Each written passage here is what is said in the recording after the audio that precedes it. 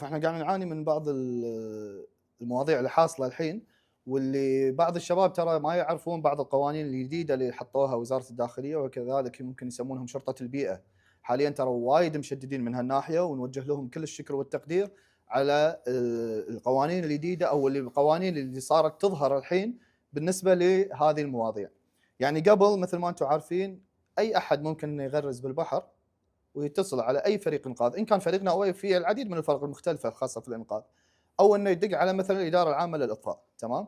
فكان الموضوع جدا سهل، بانه شنو والله اتصل على فريق الاستجابه والانقاذ وهم يجون يطلعونا. يدبرونها. صحيح، بس الان في قوانين، وحتى احنا قاعد نفكر ان نسوي فيديو قصير مثلا توعوي حق رواد البر، او كذلك حق رواد البحر اللي على الشواطئ او المسنات، ان كانت خاصه او شنو اهم هالقوانين؟ شنو اهم هالقوانين؟ كل ما قربت يم البحر كل ما زادت حجم المخالفه. على فكره مخالفات البيئه اللي يعني من 500 الى 5000 دينار مجرد ان انت تدش بسيارتك على البحر. نعم. او تعمدك في يعني قيام بهذه المخالفه. فدائما حتى الحين لو تلاحظ مثلا بلديه الكويت، وزاره الداخليه، يعني الجهات المختصه في هذه الحدود المعينه اللي حاطينها انه ممنوع تتجاوزها. الحين لو تروح مثلا المنطقه الشماليه راح تلقى دائما حاطين اللي هم الصبات او الخرسانات اللي هو ممنوع انك تتجاوزها. للاسف في بعض الشباب يتجاوز هذه الاماكن اللي حاطين لك اياها، مثلا الجهات الحكوميه حاطين حد لهذه الاماكن، يتجاوزها وبعدين يدق علي. لا، انا ما راح اقدر اجيك اساعدك الا بان انا اخذ اذن من وزاره الداخليه 112، ابلغهم ان في مبلغ بلغنا في انه هو مغرز وسيارته ممكن انه يجيها المد ويغرق تغرق يعني. بس انا كوني فريق، هم ان انا مرخص، احنا فريق على قولتهم نعمل وفق قوانين الدولة عامة وقوانين المرور خاصة. يعني ما تاخذ الإجراء؟ أنا ما أروح أطلع أي شخص، لا، مثلا سيارة بدون لوحات ما راح أروح أطلعها، أخذ الإذن من وزارة الداخلية 112، أو إن أبلغهم. إحنا عندنا تعاون ما بيننا وبينهم، بأن أنا وصل لي بلاغ سيارة مثلا ما تحمل لوحات، وياما صارت هالمواضيع نبلغهم ويدزون معانا أحد رجال الأمن أو شيء للتدقيق على حالة أو وضع المبلغ اللي هو مقدم لنا البلاغ. يعني قبل يومين وصل لي بلاغ سيارة بالبحر وباقي لها تقريبا نص ساعة ربع ساعة والمد راح ياكل السيارة بالكامل.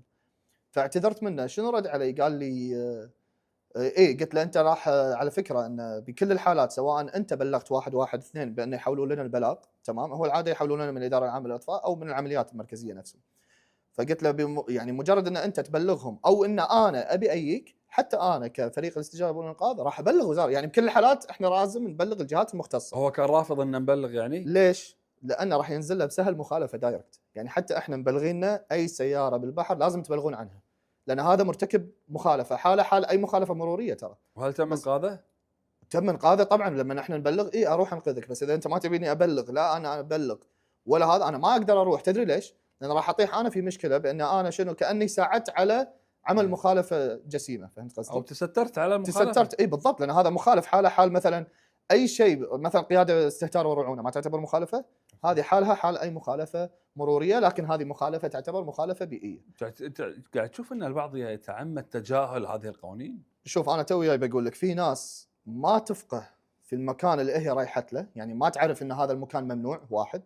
وثاني شيء يتساهل في الامر، يعني مثلا يشوفها هي رمله بس تحت اصبخها، هذا ممكن ان احنا نساعده، اوكي. يعني مثلا يكون ريال كبير، او مثلا واحد، ترى مرات في ناس تحوشهم نوبات سكر هم يضيعون صدق، يعني مو عارف وين يروح. فهذا اوكي، هذا حاله استثنائيه وحاله خاصه، وحتى لما نبلغ نقول لهم انه مثلا ريال كبير، او مثلا اسره، يعني واحده طالعه مع عيالها وكذي ومضيعه ورايحه، اوكي. بس في فرق، احنا يعني حتى وضعيه البلاغات، يعني احنا ما شاء الله من سنين وبنين شغالين في الانقاذ، اعرف ان هذا اللي داش يتعمد انه يتهور ويدش في هذه الاماكن الخطره، احيانا وفي ناس من العمر يبين احيانا. بالضبط، اي. ترى على فكره يعني ما شاء الله صار عندنا خبره حتى من الاسلوب بالتليفون، انا ادري هذا الولد هل هو متعمد ولا لا. فهمت قصدي؟ بس للاسف قلت لك ثقافه ان في فرق انقاذ او في فريق استجابه والانقاذ انه هو يطلعني، هذه ثقافه خاطئه. بالاول والاخير احنا متطوعين، تمام؟ قاعد نتطوع بوقتنا وبمالنا وبمجهودنا البدني والى اخره، لكن احنا لما تطوعنا حق مساعده المحتاجين لهذه العمليات الانقاذ، وان عشان الونشات مثلا الاهليه او اي احد ثاني لا يستغلك بانه يطلب منك مبالغ ماليه. طيب. يعني في ناس الحين مثلا لو انت تتصل على اي واحد، مثلا على فكره ما في شخص متخصص لانقاذ مركبات بالكويت، ما في. يعني بس ممكن الاداره العامه للاطفاء هو تخصصهم الانقاذ، مثلا احنا فرق التطوعيه. لما يقول لك مثلا في الونشات الاهليه، يطلب مبالغ ترى خياليه. فاحنا هدفنا ان توفر ان احنا عليه. نساعد الناس انه ما يدفعون هذه المبالغ، لكن مو معناته بان انا والله اني انا اروح اغرز وفي ناس شباب يقعدون يطلعوني. لا، مو هذا هو هدف الفريق. هدف الفريق بان احنا نساعد ونلبي طلب اي احتياج كان وطلب اي مساعده. وفق القانون. طبعا وفق قوانين الدوله عامه. ترى على فكره احنا عندنا يعني ورقه دائما ندزها حتى حق المبلغين. يعني انا قبل لا اطلع البلاغ، حتى اذا كان في مكان مو مخالف مثلا في اي منطقه بريه، ما اروح له لما ادز له صوره شروط حق البلاغ. لما يدز لي موافق على الشروط، هني انا شنو؟ باشر اجراءات. يروح للعضو. اذا ما وافق على الشروط ما راح نستلم بلاغك ولا نروح. فمن اهم الشروط هذه ان احنا نطبق قوانين الدوله عامه وقوانين المرور خاصه. مثلا لو مركبه بدون لوحات ما راح استلم البلاغ. في اماكن محظوره ما راح استلم البلاغ. عمرك صغير وانت سايق السياره ما راح استلم البلاغ.